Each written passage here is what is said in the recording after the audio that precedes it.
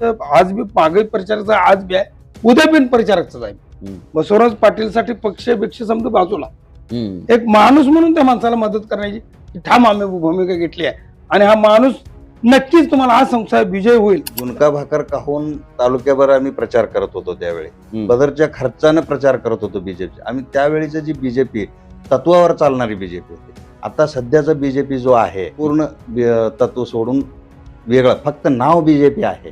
जे लोकांना दमदाटी करणे, दबाव तंत्र वापर करणे, तुम्ही नाही केलं, माझून नाही केलं तर तुमचं काम होऊ देणार नाही, अडवणार.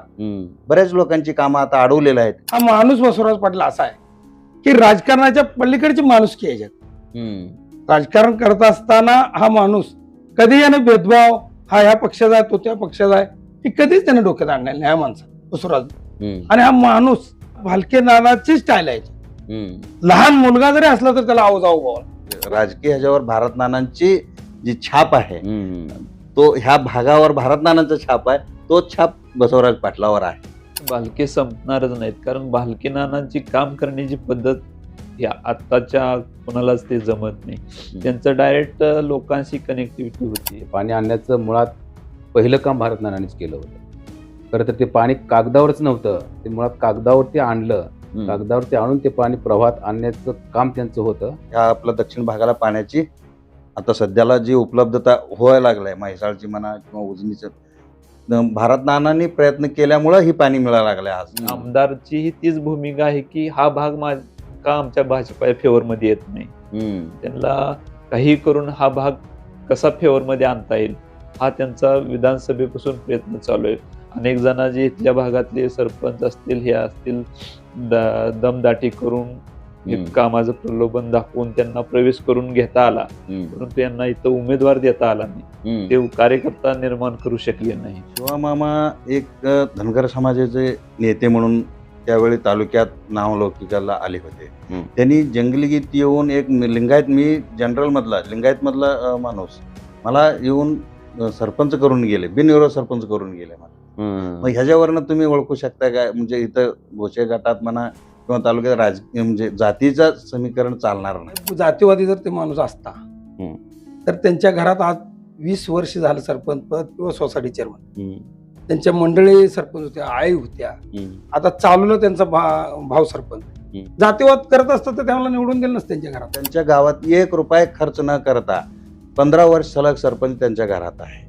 आणि फक्त सरपंचकीलाच तेवढंच नाही, आमदारकीला सुद्धा त्यांच्या गावात खर्च 1 रुपया होत नाही. बंडू आणि दिलीप पण ओपन, नामदेव जारकर तसा धनगर समाजाचा.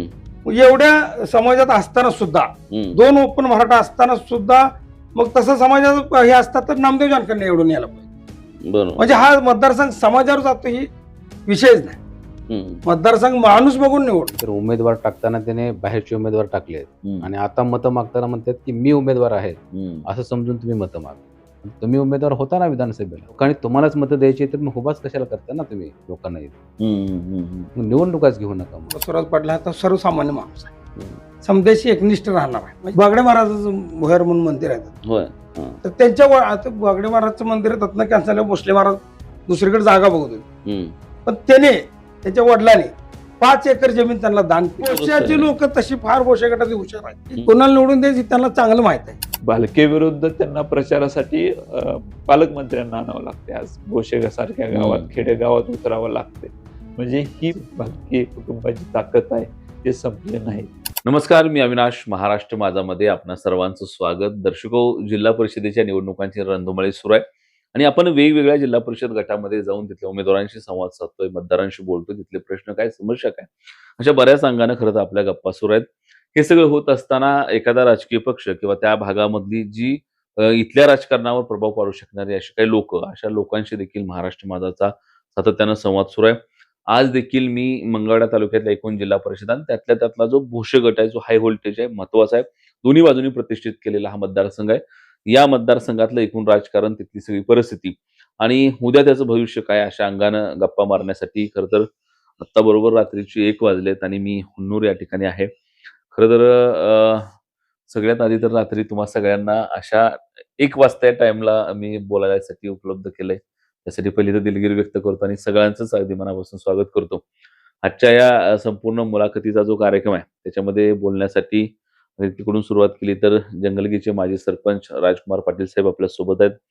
भोशाचेच कांतीलाल ताटे साहेब आपल्या सोबत आहेत. इथं काँग्रेसचे तालुका अध्यक्ष असलेले प्रशांत साळेजी आपल्या सोबत आहेत आणि ॲडव्होकेट रविकिरण कोळेकर जे आहेत, जे राज्य प्रदेशमध्ये अतिशय चांगल्या पद्धतीचं काम आणि युवकांचा आणि इथल्या मूळ प्रश्नांचा आवाज म्हणून काम करत आहेत. ही सगळी अशी मातब्बर मंडळी आणि वेगवेगळ्या पद्धतीचे आहेत. म्हणजे हा काँग्रेसचा विचार आहे, हा तशा अर्थानं भारतीय जनता पार्टीचा विचार आहे आणि वेगवेगळ्या गटामध्ये असले तरी काही समान मुद्द्यावर काम करणारी ही मंडळी आहेत. आणि या लोकांसोबत आज आपण भोशाच्या हे एकूणच जिल्हा परिषदेच्या निवडणुका, उद्याचं राजकारण, आजचा जो प्रचार ज्या पद्धतीचा चाललाय त्यातले काही मुद्दे जे साहजिक अनेकांना काही बरे वाटतात, बऱ्याच जणांना काही खटकतायत, अशा बऱ्याच अंगांना बोलणार आहोत. तर सुरुवात मुद्दाम तालुक्याच्या अध्यक्षापासून करूया, की एकूण आता जर जिल्हा परिषदेचं सगळं वातावरण बघितलं तर तशा अंगानं भोसेचा हा गट हाय व्होल्टेज आहे आणि आरोप प्रत्यारोपामध्ये काल तुम्ही सुद्धा त्याचं एका फ्रेममध्ये शिकार झालाय, की काल ज्या हो. पद्धतीचे आरोप या भागामध्ये झाले. मुळातच इथल्या म्हणून काही लोकांच्या मूलभूत समस्या आहेत आणि त्या समस्या बाबतीमध्ये फार बोललं जाते अशी परिस्थिती नाही. सत्ताधारी मंडळी तर जाणीवपूर्वक ह्या निवडणुकीला मूळ मुद्द्यापासून वेगळं नेण्यासाठीचीच तयारी करतात का काय अशा पद्धतीची एकूण परिस्थिती आहे. कारण काल देखील पालकमंत्री आल्यानंतर त्यांची जी जबाबदारी आहे पालकमंत्री म्हणून, त्या जबाबदारी आणि त्यांच्याकडे असलेल्या खात्याच्या अंतर्गत मी इथं लोकांसाठी काही देईन, त्याच्याऐवजी पुन्हा दमदाटीचंच सगळं प्रकरण जे आहे, की माझ्याकडे खातं आहे, मी एवढे पैसे देतो आणि हा जो एक विनाकारणचा ह्या सगळ्या सिस्टीममध्ये हे सगळे पैसे आमचे आहेत आणि आम्ही पैशाचं वाटप करणाऱ्या नावाचा जो अहंकार आहे, तो पुन्हा काल दिसला. अर्थात हे सगळं बोलू, पण पहिला प्रश्न असा आहे, की भोशाची निवडणूक कुठे आहे? आता तसं पाहायला गेलं तर बोशाची निवडणूक ही मुळात स्थानिक या मुद्द्यावर सध्या गाजतीनं गाजताना दिसते आहे. मुळात मंगळवेढा तालुका आपल्याला माहिती आहे, की पुरोगामी विचारसरणीचा मानला जाणारा हा तालुका आहे आणि मुळात हा गट आमचा खरं तर स्वाभिमानी गट म्हणून ओळखला जातो. आता स्थानिक असं म्हटलं तर कसं आहे, शेवटी स्थानिक स्वराज्य संस्थेच्या ह्या निवडणुका आहेत.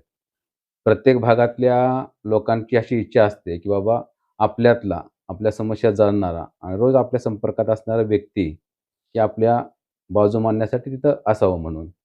आणि मुळात आमच्याच भागातला असणारा, आमच्याच गावातला असणारा जो उमेदवार आहे, त्या उमेदवाराच्या पाठीमागे ठामपणे उभे राहण्याची भूमिका आज लोक घेत आहेत असं दिसतंय. खरं तर हे सगळं होताना पुन्हा तुम्ही भोशापुरतं बोलायचं झालं तर बसवराज पाटील साहेब आणि पलीकडे प्रदीपजी खांडेकर आहेत. अशी दोन मातब्बर दोन्हीकडची मंडळी आहेत. एका बाजूला भालकी गटाचा निष्ठावंत शिलेदार आणि दुसऱ्या बाजूला आमदारांचे विश्वासू सहकारी, अशा पद्धतीची ही सगळी इलेक्शन आहे. लोक काय म्हणतायत ह्या दोन पर्सनॅलिटीकडे बघताना लोक काय बोलतायत हा प्रश्न तुम्हाला काय विचारतो, कारण तुम्ही लोकांमध्ये असता आणि प्रशांत याबद्दल काय म्हणतात? निश्चित. आता कसं आहे बघितलं तर दोन्हीही मातब्बर आहेत. त्यांनी आपल्या परीनं आपल्या लेव्हलला त्यांनी काम केलेलं आहे. मुळात विचारसरणी जरी वेगळ्या असल्या, तरी आपल्या ठिकाणी ते त्यांचं काम त्या ठिकाणी आहे. परंतु जे आता बसवराज पाटील म्हणून जे आता काँग्रेस प्लस मित्र पक्षाची आघाडी आणि तीर्थक्षेत्र विकास आघाडी यांच्यामार्फत त्यांना पाठिंबा आहे आणि ते निवडणूक लढवत आहेत. आणि त्यांचे जे प्रतिस्पर्धी आहेत, जे प्रदीपजी खांडेकर, ते माजी सभापती आहेत, आमदारच्या गटाचे आहेत आणि BJP माइंडेड आहेत. मुळात सुरुवातीला सांगितलं, की हा भोसे गटच मुळात पुरोगामी विचारसरणीचा आहे. मराठा वकीलपासून ह्या भागातून प्रत्येक वेळा काँग्रेससाठी हा एक बालेकिल्ला मानला जातो. त्यानंतर भारत नानाच्या कालावधीमध्ये सुद्धा त्यांच्या विचारसरणीचा हा गट राहिलेला आहे. त्यांच्या कामाचा प्रभाव ह्या भागामध्ये भरपूर आहे. जो आपण म्हैसाळचा जो टप्पा आम्ही तो म्हणतो का ह्या भागाला भोसे हे जर एक गाव सोडलं तर बाकीचं पूर्ण सगळे गावं हे म्हैसाळच्या टप्प्यामध्ये येतात. पण अजूनही ते पूर्ण क्षमतेने पाणी इथं आलं गेलं नाही.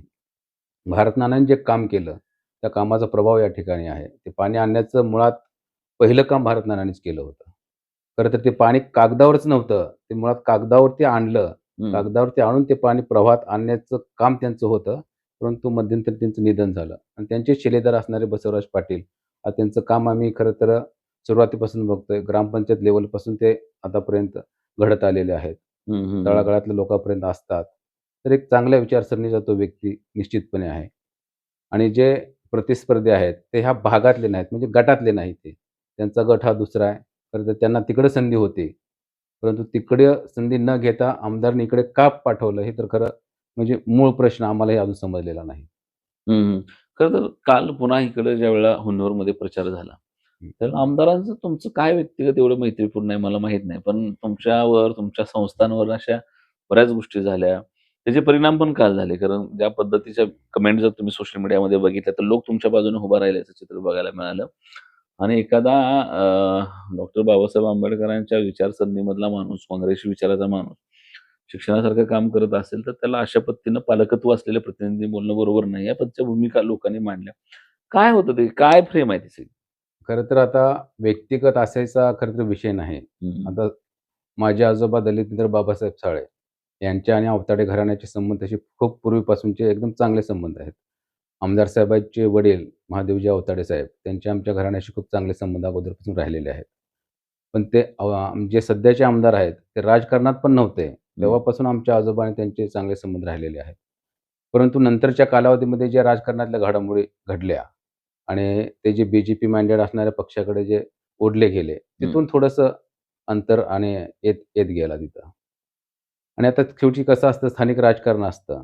प्रत्येक गावामध्ये 2 गट असतात. एक गट आपल्या बाजूचा असतो, एक विरोधी पक्षाचा असतो. आणि साहजिकच विरोधी पक्षाचा गट जर त्यांच्यामध्ये सामील झाला, तर जे गावच्या गोष्टी ज्या असतात, त्या गोष्टीमध्ये राजकारण होत जातं आणि मग त्यात आरोप, प्रत्यारोप या गोष्टी घडत राहतात. आणि तेच काल घडताना ते दिसलं. ठीक आहे. खरं तर वकील साहेब आहेत आपल्यासोबत, अजून बरीच मंडळी बोलणार आहेत. एक सुरुवातीला काही मुद्दे घेत जावे आणि पुन्हा एक सविस्तर चर्चा. मी खरं तर कॉमन एखादा प्रश्न बोलेन, तुम्ही ठरवा त्याच्यावर कुणी काय उत्तर द्यायचं. पण थोडंसं इंट्रोडक्शनल पार्ट म्हणून काही प्रश्न घेऊया. वकील साहेब आपल्यासोबत आहेत. साहेब तुमचं खरं तर स्वागत आहे. कोळीकर साहेब, या भागातून तुम्ही आता जरी सगळी मंडळी इथं बसवराज पाटलांच्या सोबत असला तरी स्वतंत्र उमेदवारी इथं होती, तशा पद्धतीच्या चर्चा सुरू होत्या, मागणी होती तुमची तशी. खरं तर तुम्ही ते राजकीय शहाणपण आणि एकूण चाणाक्षपणा दाखवत तुम्ही वेगळ्या पद्धतीचे निर्णय घेतले आणि तुम्ही थांबलाय. मुळात उमेदवारीचा निर्णय होता, थांबण्याचा निर्णय आणि त्यानंतरची प्रतिक्रिया. नक्कीच या भागामध्ये नेहमीच काँग्रेसला हे दिलेलं आहे, बहुमत दिलेलं आहे. काँग्रेसच्या विचाराचा हा गट आहे.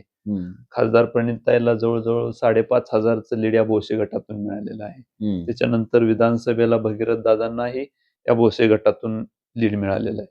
माझं रेड्डे गाव आहे. रेड्डे गाव हे नेहमीच काँग्रेसच्या लीड देणारं गाव आहे. म्हणजे इथं कुठलीही देशात जरी मोदी लाट आली असली तरी आमच्या रेड्डे गावात या भागात मोदी लाट कुठलीही आलेली नाही किंवा कुठलंही भाजपाला लीड मिळालेलं नाही. आमचं गाव नेहमी 1,000-1,500 मतांनी काँग्रेसला लीड असतं. ताईंना 1,800 मताचं लीड मिळालं लोकसभेला. त्यानंतर भगीरथ दादांना जवळजवळ 900 मताचं लीड मिळालं, जे मंगळवेढा तालुक्यात सगळ्यात जास्त लीड आमच्या गावात दिलेलं आहे. त्याच्यामुळे आम्ही नेहमीच काँग्रेसच्या विचाराचं पाईक राहिलोय. आतापर्यंत वडिलांनंतर मी ते पुढं कंटिन्यू करतोय आणि त्या भूमिकेतून मी हे भोसे गटामध्ये काँग्रेसच्या ह्याच्यावरती आपण निवडणूक लढवायची आणि एक तरुण कार्यकर्ता म्हणून जे आपण खासदारताईंच्या माध्यमातून काम करत आलोय, तेच पुढे या भागासाठी काम करायचं. या भागासाठी आपल्या हातून काहीतरी चांगलं करता येते. या भूमिकेतून मी जिल्हा परिषदेच्या निवडणुकीसाठी मी जनतेमध्ये उतरलो. जनतेच्या लोकांना मी माझी भूमिका सांगत होतो. तेव्हा मी भूमिका सांगत असताना बसवराज पाटील ही तयारी करत होते. तेव्हा बऱ्याचशा लोकांमधून असं येत होतं की आपणाला भाजपाला हरवायचंय. तेव्हा तुम्ही किंवा बसवराज पाटील दोघांपैकी एक हे करा, निवडा आणि जे आपणाला त्यांना हरवणं सोपं जाईल आणि आपली जे हा स्वाभिमानी भाग आहे, आपला हा विचार जिवंत राहील. या भूमिकेत सर्व जनता होती. त्याच्यानंतर खासदार प्रणिताई असतील, भगीरथ दादा भालके असतील, अध्यक्ष, आम्ही हे सर्वजण विचार विनिमय करून आपण वेगवेगळं जर लढलो तर त्याचा फायदा भाजपालाच होणार आहे. म्हणून कुठेतरी आपण समन्वय साधून या ठिकाणी मागं पुढं सरकून आपण लढाई लढली पाहिजे. या भूमिकेतून आम्ही कुठेतरी थांबायचं ठरवलं. साळेसरांचाही आमच्या गणामधून अर्ज होता. साळेसरांचंही बोलणं झालं की आपण युवक आहे, तरुण आहे, ताईसाठी खासदारताईंसाठी काम करतोय. आपण पुढे होऊन जरा एक पाऊल पुढं जाऊन लढाई म्हणजे निवडणुकीत उभारून काम करायचं, जनतेचा विश्वास संपादन करायचं. या भूमिकेतून आम्ही ती तयारी चालू केली होती. खरं तर आता हे सगळं होत असताना जरी मतांचं विभाजन नको म्हणून तुम्ही दोघं जणातला एक जण उमेदवार ठरला, मनामध्ये सल आहे का आता पूर्ण ताकदीने कोळेकर उतरलेत मैदानात? नाही, सल अशी नाही. सल कधी राहील जेव्हा आमचा एवढं करून सुद्धा जर आम्ही पराभूत झालो तर माझ्या मनामध्ये सल राहील. पण आता मला वाटत नाही की तीच आमचा पराभव होईल किंवा आमच्या विचारांचा पराभव होईल. खरं तर तुम्ही म्हणाला तसं हा संपूर्ण भाग आहे तो भारतीय जनता पार्टी सहसा स्वीकारत नाही. तुम्ही लोकसभेचे दाखले देताय, विधानसभेचे दाखले देताय. मुळात इथं काँग्रेस आहे, इथं यांची तिसरी पिढी काम करते, तुम्ही दुसऱ्या पिढीमध्ये नेतृत्व करताय आणि कायम समता मानणारा, जातीभेदाच्या पलीकड सगळ्या गोष्टी बघणारा, तशा अर्थानं हा पुरोगामी लोकांचा बालेकिल्ला राहिला. त्याचा हा सगळा भाग आहे. हा सगळा बालेकिल्ला ब्रेक करण्यासाठी खरं तर आता पलीकडच्या गटातून उमेदवार इकडे येत आहेत. जसं प्रदीपजी खांडेकरांची इथं उमेदवारी आहे. का असं वाटतंय की जर मुळातच इथं खांडेकरांना उमेदवारी देताना खूप चर्चा झाली जातीय समीकरणाची, की धनगर लोकसंख्या खूप जास्त आहे म्हणून इथं लोक त्यांना उमेदवारी दिली. त्यानंतर विरोध झाला, की मग इथल्या धनगरमधला कोण धनगर तिथं पात्र नव्हता. आत्ता खाली ग्राउंडला काय अंडरकरंट आहे ह्या सगळ्या गोष्टींचं किंवा काय चर्चा आहे? नाही, हीच चर्चा आहे की बाबा इथं एखादा सुद्धा उमेदवार मिळाला नाही. तुम्ही 15,000 धनगर समाज म्हणताय. मग त्या धनगर समाजातून एक सुद्धा नेतृत्व मिळालं नाही का? त्याचबरोबर आता आमदार साहेब सांगतील की माझ्या भाजपामध्ये या गावातून इतकी एवढी लोकांनी प्रवेश केला. या गावातले सरपंच आले, हे आले, ते आले सांगतायत. मग त्यातनं तुम्हाला एक जण मिळत नाही, एक नेतृत्व मिळत नाही. असं का? काय ह्याची कारणं वाटतात तुम्ही किंवा तुम्ही कसे आता उद्या तुम्ही राजकारणाकडच्या फ्रेममध्ये बघताय. हं. हे असं का होतंय त्यांच्या गटाचं किंवा त्यांचे निर्णय? कारण बऱ्याच ठिकाणी बघा, की आज हुलजंती गटामधला उमेदवार इथं आणलाय. हुलजंती गटामध्ये पलीकडच्या बाजूचा उमेदवार घेतलाय. पलीकड माचनूरमधला माणूस लक्ष्मी देवडे गटामध्ये टाकलाय. आणि मला वाटतं फक्त रमेश भांजेच त्या भागामधले आहेत. ते पण मला वाटतं काँग्रेस विचारसरणी आणि त्यापेक्षा महत्त्वाची ज्याची सत्ता त्याच्यासोबत अशा होय, पद्धतीने होय. त्यांचं एक एकूणातली फ्रेम सगळी होय. असते. तर आपल्या आपल्या गटामध्ये आपल्या आपल्या विचाराची माणसं किंवा नेते का तयार होत नसतील त्यांच्या पाठीमागे असं वाटतं? हे तर म्हणजे आमदार साहेबांच्या अंडर काम करणाऱ्या कार्यकर्त्यांनी त्यांना हा प्रश्न विचारायला पाहिजे, की का बाबा म्हणजे तुम्ही आमच्या इथल्या भागातलं तुम्ही उमेदवारी देत नाही किंवा आमच्यातला एखादा कार्यकर्ता का सक्षम करत नाही.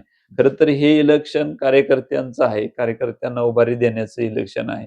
मग इथल्या भागातले कार्यकर्ते नुसते मतदानापुरते काम करणार का? त्यांना उभारी द्यायची तुम्हाला संधी होती. मग ह्या वेळेस तुम्ही दुसरं बाहेरचा उमेदवार इथं लादताय. हे खरं तर त्यांच्याच कार्यकर्त्यांनी विचारायला पाहिजे. आम्ही विचारण्यापेक्षा प्रश्न. बरोबर. विचारतात ना तसं कार्यकर्ते, असं काही मैदानावर दिसतंय नाराजी वगैरे त्यांच्या गटात? नाही, दिसणार, नक्की दिसणार. ह्या गोष्टी मतदानातून नक्की अंतर्गत आहेत. आहे. नक्की दिसणार.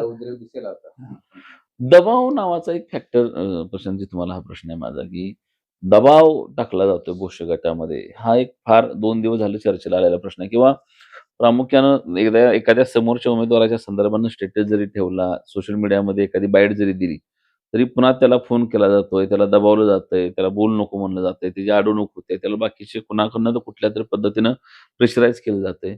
आता हे तुमच्यासारखा हा असा भाग आहे, जो तशा अर्थानं स्वाभिमान आहे. हे कसं प्रेशराईज हँडल करतील लोक? दबाव हा प्रकार खरं तर 2014 सालापासून ज्यावेळी बीजेपी सत्तेत आली तेव्हापासून पूर्ण भारतामध्ये दबाव तंत्राचा प्रयोग सगळीकडे चालू आहे. एकतर बीजेपीकडे त्यांचे कार्यकर्ते मुळात तयार झालेले कार्यकर्ते नाहीत. आलेले RSS वाले जे काही थोडेफार असतील ते असतील त्यांच्याकडे. तळागाळातला कार्यकर्ता जर असेल तो फक्त काँग्रेसचा आहे. जो लोकांमध्ये मिसळलेला आहे, लोकांची ज्यांना प्रश्नाची जाणीव आहे. परंतु जे बऱ्यापैकी सुरुवातीपासून काँग्रेसमध्ये स्टँड झालेत आणि आता चांगल्या पातळीवर आता पोहोचलेत. त्यांना जर ओढायचं असेल तर त्यांना दबाव शिवाय त्यांना पर्याय नाही. तर ते दबाव तंत्र ते वापरण्याचं काम मग ह्या गटामध्ये खरं तर खूप झालं. आता माझ्या बाबतीत जर तुम्हाला सांगायचं झालं, तर ह्याच्या आधीसुद्धा विधानसभेच्या निवडणुकीच्या वेळेला आमच्यावरती आता मी एक शिक्षण संस्था चालवतो इथं. तर शाळेवरती इथल्या त्यांच्या कार्यकर्त्याला हाताशी धरून त्याच्यावरती तक्रार करायला लावायची. तर या माध्यमातून मंत्रालयामध्ये मंत्र्याजवळती बसवून दबाव आणायचा. अधिकाऱ्यावरती दबाव आणायचा. अधिकाऱ्यांना व्हिजिटला पाठवायचं. नसतील त्या चुका काढायला लावायच्या आणि शाळेची मान्यता कशी काढायची ह्याचे प्रकारसुद्धा लोकप्रतिनिधीमार्फत या ठिकाणी झालेले आहेत. बरं. तेवढ्यावर न थांबता आत्ताच्या इलेक्शनमध्ये सुद्धा इथं गावामध्ये येऊन सभा घेतली. त्या सभेमध्ये त्यांनी बोलून पण दाखवलं ते. काय बोलले? हेच की शाळेच्या तक्रारी माझ्याकडे आहेत.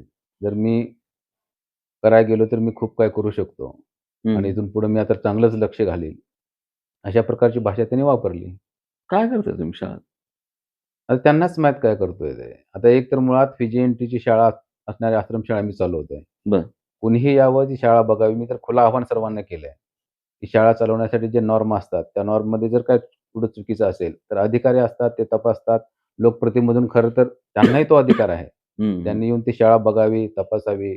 जर काही लूपहोल असतील, तर त्यांनी सांगावं, तिथं मार्गदर्शन करावं. हं. गोरगरिबाच्या चालवण्यासाठी ही शाळा असते. माझ्याकडे 1000-1100 विद्यार्थी तर रोज शिकतात माझ्याकडे. बरं. एक 50च्या आसपासचा स्टाफ आहे. बरं. एवढ्या सगळ्या मुलांचं जर भवितव्य हे आसपासच्या खेडेगावातलं जर आपण घडवत असेल, तर तिथं लोकप्रतिनिधीची सुद्धा जबाबदारी आहे, की बाबा एक चांगल्या शिक्षण संस्थेच्या पाठीमागे ठामपणे उभं राहण्याची जबाबदारी त्यांची आहे. आज 2 वर्ष झालं शाळेला ग्रँट नाही. मुलांच्या जेवणासाठी आम्हाला ग्रँट मिळते, त्यांचे कपडे लत्त्यासाठी मिळते, त्यांच्या वह्या पुस्तकासाठी मिळते. परंतु 2 वर्ष झालं आम्हाला ग्रँट नाही आहे. हं. खऱ्या अर्थानं लोकप्रतिनिधीची जबाबदारी आहे, की ही ग्रँट शाळेला का मिळत नाहीत? तर ते तपासून मंत्री स्तरावर त्यांनी प्रयत्न करून ते जर मिळवून दिले, तर उलट शिक्षण संस्था चांगल्या चालतील, मुलांनाही चांगलं शिक्षण मिळेल. पण ते न करता विनाकारण काहीतरी काढायचं आणि शाळा बंद कशी होईल, ह्याचा प्रयत्न ते सध्या करत आहेत. म्हणजे अशा प्रकारचा दबाव आणण्याचं काम ह्यांचं चालू आहे. ठीक आहे. खरं तर कांतीलाल नाना आपल्यासोबत आहेत, त्यांच्यासोबत बोलूया. खरं तर कांतीलाल ताटे साहेब आपल्यासोबत आहेत, जे दामाजीचे 2 वेळा पाठीमागे संचालक राहिलेत. तुम्ही तशा अर्थानं खरं तर परिचारक किंवा भारतीय जनता पार्टीच्या विचाराची, दोघं पण तुम्ही खरं तर हो, भारतीय जनता पार्टी विचाराचे बरोबर लोक आहे. आहे. तरी सुद्धा या वेळच्या तुमच्या भूमिका मात्र भारतीय जनता पार्टी सोबतच्या नाहीत. मुळात तर तुम्हाला पहिला प्रश्न हा विचारायचा आहे, की इथं आता जर तुम्ही एकूण बघितलं तर तशा अर्थानं मूळ भारतीय जनता पार्टीचा वर्ग वेगळीकडे आहे. पण बरोबर. नव्यानं भारतीय जनता पार्टी जी तयार झालेला कार्यकर्ता आहे, जो सत्तेच्यासाठी भारतीय जनता पार्टीसोबत, तो एका बाजूला आहे. हा सत्ता संघर्ष दिसतोय, तो खाली बऱ्याच प्रसंगात दिसतोय. तुमच्या काय अडचणी आहेत अशा, की तुम्ही ते बीजेपचं सगळं सोडून, सत्ता-बित्ता सोडून असं वेगळी भूमिका घ्यायला लागलाय? आता तुम्ही मला प्रश्न विचारला बरोबर आहे ते, की आम्ही जुनं भाजपचंच आहे. हं. आज जवळ-जवळ 6 वर्ष झाले आम्ही 2019ला जे दुष्काळ पडला हं. आणि त्या दुष्काळ काळात जनावराला म्हणजे वैरण नाही, चारा नाही म्हणून शासनाने छावण्या काढल्या. हं. त्यावेळेला केंद्रातील सरकार भाजपचं होतं आणि राज्यात पण भाजप सरकार होतं. हं. छावण्या परवानगी दिल्या, छावण्या चालवल्या. हं. जवळ-जवळ 6-7 मे ते ऑक्टोबरपासून छावण्या चालल्या. बरं. आणि काय बिलं काय कारणास्तव आमची बिलं थांबवली. बरं. आणि जवळ-जवळ आता 6 वर्ष आम्हाला पैसे मिळाले नाही. ह्या छावण्यांचे पैसे. जवळ-जवळ मंगळवेढा तालुक्यातलं 12 कोटी रुपये आहेत. 59 छावण्या आहेत आणि सांगोला तालुक्यातलं जवळ-जवळ 17-18 कोटी रुपये आहेत. बरं. ह्या बाबतीत आम्ही सारखा पाठपुरावा केला. हं. पण शासन म्हणते देणार आहे, उद्या देऊ, पुढल्या महिन्यात देऊ, असं बऱ्याच वेळा प्रश्न पण विधानसभेत झालेत. हे आमदार साहेबांनी विचारला, ह्याच्या मागच्या अगोदर पण विचारला प्रश्न, हं. त्याचं उत्तर पण दिलं त्या अनिल पाटील म्हणून होते, हं. की तुमचं तुम्हाला 4 महिन्यात तुमचं बिल देऊ. बरं. पण गेली 6 वर्ष झालं आम्ही यांची संघर्ष करतो. आमचं सरकार आहे, सरकारच्या काळात आम्ही छावण्या काढल्या. बरं आम्ही एक जनावर जगवली. आम्ही एवढा मोठा चारा आणला, चारा दिला, पेंट दिली, चांगल्या पद्धतीने छावण्या चालू. आमच्या व्हिजिट झाल्या, कलेक्टरची झाली, म्हणजे तहसीलदार येत होते. भाजपची लोक आहे ना? हो, भाजपचंच आहे की. मग तुमचं हाल असं म्हणलं, बाकीचे कसं नाही करा? ना, आता काय आम्हालाच कळलं काय झालंय आमचं. हं. आम्ही इतक्या अडचणीत का आलो? शासन का दुर्लक्ष करतंय आमच्यावर? हं. पण इतर कामाला पैसे आहेत. हं. इतर कामाला टेंडर 5,000 कोटी, 4,000 कोटी, 30 लाख घरकुल दिले म्हणते. 37 कोटी रुपये आमचं 6 वर्ष झालं दिले. 37 कोटी रुपये. मंगळवेढा तालुक्याला 5,000 कोटीचा निधी आणला असं आमदार म्हणतात. आता ते आणला असेल त्यांनी, त्या कुठं आहे काय त्यांनाच माहित. आता काय प्रश्न- दिसते का काय? आता दिसतंय तर दिसत ना, तर रस्त्यात तर तुम्ही बघताय हं. काय अवस्था आहे, हं. काय परिस्थिती आहे. तुम्ही मंगळवरून आलात चाल, ही कमरत माहीत चमकून माझी कंबर बाद झाली. तुम्हाला साहेब सांगतो, माझी पट्टा लावला, आता येताना काढला. पण बाद आहे रस्ता, आम्ही गाठीतनं झालो. आता काय अशा परिस्थितीत आम्ही आहे. बसवराज पाटील आता ह्या सगळ्या निवडणुकीच्या केंद्रस्थानी आहेत. हं. बसवराज पाटलांना पाडण्यासाठीची सगळी यंत्रणा ह्या भागामध्ये लावण्यात आली. म्हणजे असं वाटायला लागलं की ह्या मतदारसंघातली निवडणूक, आमदारकीची निवडणूक सुरू आहे, इतकी ताकद त्यांच्या विरोधामध्ये सुरू आहे. काय कारण असतं? आता त्याचं कारण कसं आहे, हा माणूस बसवराज पाटील हा तर सर्वसामान्य माणूस आहे. हं. समजायची एकनिष्ठ राहणार आहे. म्हणजे हं. कोणी गाठ पडो, लहान मोठा, ही जवळजवळ 10-12 वर्ष तो ह्या क्षेत्रात आहे. हम्म. तसा तर तो आमच्या 10 वर्ष आमच्या विरोधात आहे. आम्ही तसं तर भारतनानाचा कार्यकर्ता नव्हतच. बर आम्ही परिचारक मालकाचा कार्यकर्ता आहे. बर हा आम्ही 2014ला आमच्या मालकांनी निवडणूक लढली, हारलो. हम्म. 19ला लढलो, हारलो. हम्म. पुन्हा भारतनाना पोट निवडणुकीत मात्र आम्ही युती करून आमदार साहेबांना आम्ही समजेन मदत केली हम्म. त्यावेळेला. हम्म. आता बसवराज पाटील जरी आमच्या विरोधात असला तर माणूस, त्याचं काम, हम्म. त्याची ती माणसाची अडीअडचण जाणणारा हम्म. हा. आणि एक तर कसं झालं साहेब सांगू तुम्हाला, हम्म. हा भोसे मतदारसंघ हा ओपन आहे, बर हं. सर्वसाधारण आहे. हं, हं, आमची अशी इच्छा होती की कोणतं सर्वसाधारण मधला माणूस असावा हं, हं. ह्या भागात आमच्या. हं, हं. एकतर आरक्षण किंवा काय असलं तर आम्हाला कोणाला उभा राहता येत नाही, म्हणजे ओबीसी पडलं किंवा ह्याला. ह्या आमच्या ओपनवर पण तुम्ही आरक्षणचाच माणूस आम्हाला दिला. हं, हं, हं, हं. मग ह्या ह्यानी कधी उभा राहायचं? लिंगायत समाज असेल, ओपन आम्ही असेल किंवा आणि कोण असेल, बरोबर. हा एक बाजूचा प्रश्न आहे. बरं. आता आमदार साहेबांना सुद्धा ह्या 15-16 गावात माणूस द्यायला काय हरकत नव्हती ह्या भागातला, हं, असे माझं तर म्हणणं आहे. हं. पण आता त्यांनी तिकडनं प्रदीप पण माणूस आहे, पण त्यांना चान्स होता, तत्त पण ओपन महिला आहे. हं. त्यांना उभं राहता येत होतं. त्या भागात नेतृत्व त्यांनी केलं होतं, सभापती होते. बरोबर. त्यांनी त्यातनं सोडून इकडे का आले? हं. ते आता त्यांनाच, आमदार साहेबांनाच काय म्हणजे कशामुळे आले काय त्या पद्धतीने झाले आता सध्या. आता हे सगळं असं चालू आहे, दबावाचं राजकारण सुरू आहे, असं काय असं जाणवते खाली माहिती? नाही, दबावाचं राजकारण आहे. दबावाचं राजकारण आता तो असं म्हणजे मग हे करा, यायला पाहिजे आमच्याकडे, तुम्ही काय येत नाही, काय हम्म. नाही. आता त्याचा प्रश्न आहे, ज्याचा त्याचा प्रश्न आहे, कोणाकडे जायला पाहिजे, कोणाला हे करायला पाहिजे, मदत करायला पाहिजे. बोशेगावची काय परिस्थिती? बोशेगाव तसं सुज्ञ गाव आहे. हम्म, बोशेला म्हणजे मतदान बी जास्त आहे. हम्म, त्यात जास्तीत जास्त आमचं 5-5.5 हजार मतदान आहे. हम्म, एक 3-3.5 हजार ओपन मतदान आहे. हम्म, हम्म, आता तुम्ही जे म्हणला तुम्ही बघा म्हणला की समाजावर इलेक्शन, समाज जास्त आहे म्हणून उमेदवारी दिली किंवा काय असेल. हम्म, 2017 साली साहेब इलेक्शन झालं, हम्म, मी पण उमेदवार होतो त्यावेळेला, म्हणजे अर्ज फॉर्म भरला होता. बरं. मी उमेदवार मागितली होती हम्म, प्रशांत मालकाला. हम्म, ते काय आमच्यात त्यांनी कोळीकर साहेबांनी कसं सांगितलं, तर आम्ही नामदेव जानकर आणि हम्म, मी माघार घेतली, नामदेव जानकरचा अर्ज ठेवला. हम्म, अवताडे साहेबातनं दिलीप चव्हाण होता हम्म, आणि बालके गटातनं अशोक जाधव होता, बरं. बंडू जाधव त्यांचा भाव. हम्म, तरी तिरंगी पॅनल, तिरंगी इलेक्शन लागलो 3. तरी सुद्धा ह्या भागातल्या लोकांनी, आता कसं ते 2 ओपन होते, हम्म, बंडू आणि दिलीप पण ओपन, नामदेव जानकर तसा धनगर समाजाचा. हम्म, मग एवढ्या समाजात असताना सुद्धा, हम्म, 2 ओपन मराठा असताना सुद्धा, मग तसं समाजाचं हे असतात तर नामदेव जानकरने निवडून यायला पाहिजे. बरोबर. म्हणजे हा मतदारसंघ समाजावर जातो ही विषयच नाही. हम्म, मतदारसंघ माणूस बघून निवड, तो माणसाचं काम, त्याचं कसं आहे, कुठल्या पद्धतीने आहे, ह्या पद्धतीने हा मतदारसंघ बोशे कायम जातो. आणि ह्या मतदारसंघाचं वैशिष्ट्यच आहे, त्या मतदारसंघात जिल्हा परिषद अध्यक्ष माने सरकार होऊन गेले. हम्म, साळेसरचे आजोबा सभापती होते. 72ला विजयदादा ज्यावेळेला अध्यक्ष होते त्यावेळेला सभापती होते. बरं. शिंदे साहेब सभापती झाले, यांच्या मातोश्री पण समाज कल्याण सभापती होते. बरं, बरं, आता जर माझ्या अगोदरचे जे सदस्य झाले दिलीप चव्हाण, तो पण उपाध्यक्ष झाला. बरं. म्हणजे मंगळ्यात बऱ्यापैकी ज्या वेळेला संधी मिळेल तेव्हा बोशाला मिळते पहिल्यांदा. हम्म, हम्म, हम्म, त्यामुळे त्यामुळे बोशाची पुरुष लोक तशी फार बोशा गटातली हुशार आहेत, हम्म, हम्म, हम्म, की कोणाला निवडून द्यायची त्यांना चांगलं माहित आहे. हम्म. उद्या काय आहे आता, हे समोर 2 उमेदवार आहेत इथं तुमच्याकडे, बसवराज पाटील आणि प्रदीप खांडेकर. एक जुना, ह्या चौघांच्या यंग मधला जुना माणूस म्हणून, अनुभवी माणूस म्हणून, त्या 2 माणसांची जर तुलना करायची झाली तर कशी दिसते पुढे? त्या दोघात तुलना करायची झाली, प्रदीप एक चांगला माणूस आहे, त्याच्याबद्दल मला काय म्हणायचं नाही, म्हणजे काय हे आहे असं नाही. पण ज्या पद्धतीने आमच्यात जी झाली, तिने तकन आले, ते आमच्या मतदारसंघातल्या समजा लोकांना काढत. ते बस तुम्ही हे तर द्यायला पाहिजे, मान्य आहे, पण बसवराज पाटलाचा स्वभाव, बसवराज पाटलाचं काम, त्या भागातली त्याची असणारी प्रत्येक गावाचे नाव, प्रत्येक गावाच्या लोकांची संपर्क, हा जास्त प्रमाणात त्याला जवळ करा कुठल्याही कामात.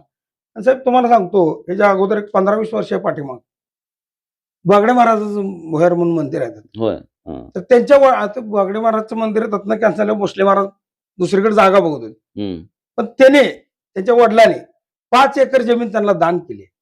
आमच्यात तसं भोसले महाराज बोशेच आमच्यातले आहेत, पण ती बागडे बाबा शिष्य होती बर आणि बागडे बाबा नंतर त्यांनी त्या गादीवरती बसली. बर. त्यांच्यात थोडा अंतर्गत काय वाद झाल्यानंतर त्यांना त्यातनं जावं लागलं. पण यांनी 5 एकर जमीन त्यावेळेला दान दिली. म्हणजे ते दानस्वर माणसं आहेत किंवा येणाऱ्या माणसाला कुठल्याही माणसाची त्याची कामाचं काय असू दे, घरगुती असू द्या, काय या बसा किंवा त्याच्या कामाचा पाठपुरावा करणारा माणूस. 4, 5, 6 भाव आहेत साहेब. आम्ही आमचं त्यांचं नातं हे पहिल्यापासून घरगुती आहे. पण राजकारणात ते आम्ही बघायला आहोत. राजकारणात आम्ही परिचारकच्या ती बालक्या का जातीवाद करतेच काय रे? म्हणजे बऱ्याच ठिकाणी आमदारांचे कार्यकर्ते किंवा खांडेकरांचे कार्यकर्ते कुठे कमेंट करतात किंवा कुठे सोशल मीडियावर तसं व्यक्त करतात की बसवराज पाटील जातीवादी आहे म्हणून. काय करतात? साहेब जातीवादी जर ते माणूस असता हम्म. तर त्यांच्या घरात आज 20 वर्ष झालं सरपंच पद किंवा सोसायटी चेअरमन. त्यांच्या मंडळी सरपंच होत्या, आई होत्या. आता चालवलं त्यांचा भाव सरपंच आहे. एका घरात जातीवाद त्या गावात पण असणार की धनगर असेल हे असेल. जातीवाद करत असतात तर त्याला निवडून दिलं नसतं त्यांच्या घरात. आता त्यांचे भाव तर यावेळेला माझ्या मते 500-600 मतानं फरकानं जनतेतनं निवडून आले. बिगर खर्च झाली म्हणून का ती निवडणूक? 100 रुपये दिले नाही त्यांनी, असं म्हणजे खर्च नाही किंवा काय नाही. आणि आता काल नाना बगरीच्या कालच्या इलेक्शन असलं काय ना खर्च करता नाही काय करता त्यांच्या गावात लीड आहे त्यांना बगरीत दादा. मग आता परिस्थिती अशी की भाजप सरकार आमचंच आहे. हे आता दोन्ही वेळाला 14 आणि 19ला आम्ही भाजपकडेच होतो. बनसोडेला निवडून दिलं आम्ही होतो, महाराजला निवडून दिलं, हिथं सरकार आहे. फार अडचणीत हे आमच्या छावणीचा तर प्रश्न भयानक. सांगोल तालुक्यात तर 2 माणसं कर्जाच्या बोजाने अटॅक येऊन मेली. आज 6 वर्ष आम्ही झगडतो त्याच्याशी. आता कालच्या आमदार ह्याच्यात पण विधानसभेत प्रश्न मांडला त्यांनी. आता तसं काय त्यांचं मंत्र्याचं उत्तर नाही बरोबर आलं. येड्यात काढते म्हणायचं. नुसतं ढकलाढकलीचा प्रश्न आहे. पाटील साहेब आपल्या सोबत आहेत. खरं तर बराच वेळ तुमच्याकडे यायला लावलाय. आता ह्यानंतर कॉमन मध्ये बोलू, पण एकेका सोबत गप्पा मारता मारता तुमच्याकडे जरा वेळ झालाय. तुमचं स्वागत खरं तर तुमच्यावर सगळ्यात उशिरा आलो. मुळातच आता जे आपल्या सोबत सगळे सहकारी बसलेत आम्ही विविध प्रश्नावर बोलतोय. पुन्हा पुन्हा मंगळवेढ्यामधली जातीय समीकरण त्या गोष्टींची चर्चा होते. पाटील आहात म्हणून प्रश्न आहे की पाटील का हो तुमच्या मंगळवेढच्या या संपूर्ण ग्रामीण भागामध्ये खरंच जातीवाद होतो किंवा जातीय निवडणुका होतात? तुम्ही चांगली प्रश्न विचारलाय. पूर्वीची एक तुम्हाला गोष्ट सांगतो. आत्ताच्या दामाजीनगर जिल्हा परिषद गटामध्ये जो उमेदवार आहे महावीरप्पा ठिंगेल, त्यांचे वडील स्वर्गीय शिवामामांची एक तुम्हाला गोष्ट सांगतो. म्हणजे ह्या जातीवादीवरचं एक प्रसंग तुम्ही विचारला म्हणताना ती सांगायची वेळ आली. ज्यावेळी असं सरपंच निवडीच्या वेळी शिवामामा एक धनगर समाजाचे नेते म्हणून त्यावेळी तालुक्यात नावलौकिकाला आले होते. त्यांनी जंगली गीत येऊन एक लिंगायत, मी जनरल मधला लिंगायत मधला माणूस, मला येऊन सरपंच करून गेले, बिनविरोध सरपंच करून गेले मला. मग ह्याच्यावरनं तुम्ही ओळखू शकता काय? म्हणजे इथं भोसे गटात म्हणा किंवा तालुक्यात राजकीय म्हणजे जातीचं समीकरण चालणार नाही आणि चालत नाही आणि इथून पुढे चालणार नाही. तर हा किस्सा मला वाटतं इथल्या तालुक्यातल्या राजकारणच्या जातीय जी काही परीघ मांडायचा प्रयत्न केला जातो त्याला उद्ध्वस्त करणार आहे. कारण आपण कालच महावीरप्पांच्या घरी त्यांच्या आईंशी बोललो होतो. त्यांच्या आईनं फार कोणी खरं तर तशा अर्थानं बघितलं नव्हतं. परंतु शिवामामांचं राजकारण हे त्यावेळेला जातविरहित होतं किंवा ते जातीपातीच्या पलीकडचं होतं. हे अनेक जण किस्से सांगतात. पण मला आज लगेच दुसऱ्या दिवशी ती तुमच्या खिशातून ती प्रचिती आली की एका लिंगायत समाजाच्या पोराला पलीकडच्या बाजूने येऊन एक धनगर समाजामधला माणूस आमदार करतो. त्या माणसाचं नाव शिवाजी मामा ठिंगेल आहे. ही गोष्ट मला वाटतं आज जर शिवामामा जर ठिंगेल असते तर ते आमदार झाले असते. आम्ही त्यांच्यासाठी जीवारानाचं करून त्यांना आमदार केलो असतो. पण दुर्दैवाने त्यांच्या हे झालं, स्वर्गवासी झाले. तर आम्हाला वाईट वाटतंय. आता इथं पुन्हा तुम्हाला येतोय, तुमचं गाव जंगलगे. काय स्कोर आहे तुमच्या इथं खाली नेमका जिल्हा परिषदेच्या निवडणुकीचा? कुठले मुद्दे महत्वाचे ठरतायत आणि लोक कुठल्या मुद्द्यावर काय विचार करतात? तसं बघायला गेलं तर हा भोसे जिल्हा परिषद गट म्हणा किंवा दक्षिण भाग हा भारत नाना भालकेंच्या विचारसरणीचा भाग आहे. आणि ज्यावेळी भारत नाना इथं पाणी संघर्ष समितीच्या माध्यमातून लोकांना प्रत्येक गावात जी फळी तयार केली युवा मुला नेत्यांची, त्यावेळीपासून सगळी भारत नानाच्या बाजूनेच आहे.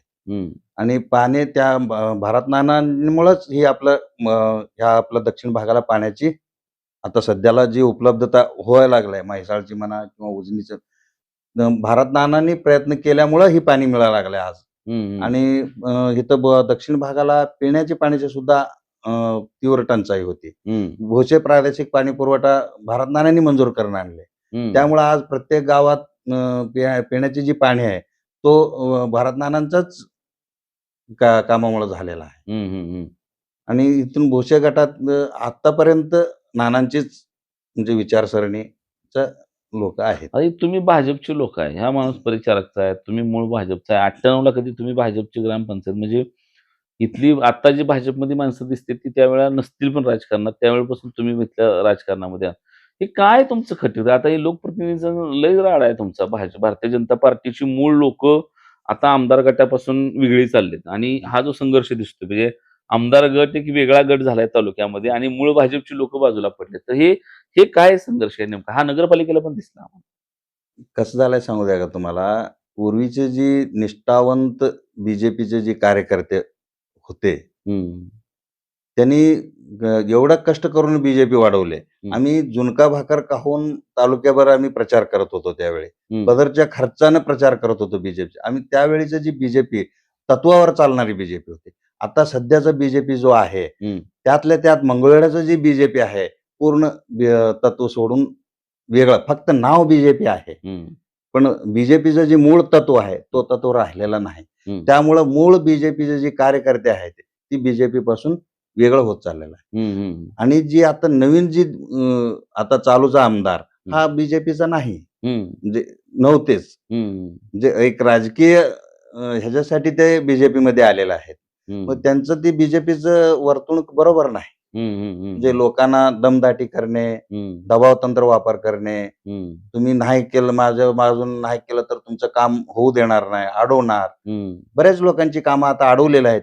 आणि इथं जी आता ही चालूचं इलेक्शन जो आहे तो स्थानिक स्वराज्य संस्थेचा आहे. स्थानिक ह्याचा अर्थ म्हणजे मूळ ज्या मतदारसंघाचा आहे त्यातला उमेदवार पाहिजे. तिथल्या उमेदवाराला, कार्यकर्त्याला, लहान कार्यकर्त्याला संधी मिळावी, तो राजकीय ह्याच्यात पुढे यावा आणि प्रशासकीय ह्यातला अनुभव त्यांनी घेऊन त्याचा ती वापर त्या मतदारसंघात त्यांनी करावा, असं एक हे आहे स्थानिक स्वराज्य संस्थेचं मूळ. बरोबर.